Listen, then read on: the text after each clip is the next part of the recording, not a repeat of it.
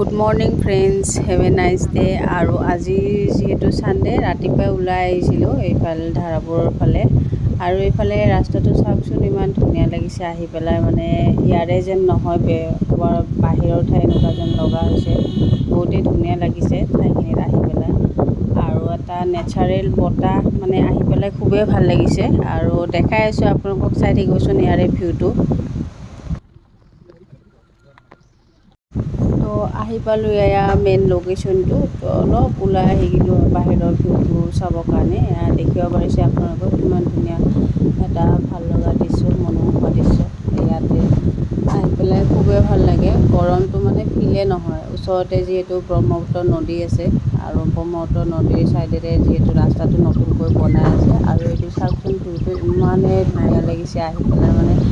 আৰু আপোনালোকে আহিবচোন, সন্ধিয়া টাইমত আহিলেও ভাল লাগে, ৰাতিপুৱা আহিলেও ভাল লাগে। এয়া দেখিব পাৰিছেনে? আৰু এইফালে এইটো চাপৰি, ধুনীয়াকৈ পানী হৈছে বাৰু এতিয়া। আৰু ইয়াৰে ভিউটো যদি চাই আপোনালোকৰো ভাল লাগিছে, তেনেহ'লে ভিডিঅ'টো এটা লাইক, শ্বেয়াৰ আৰু ছাবস্ক্ৰাইব কৰি দিব। Bye bye.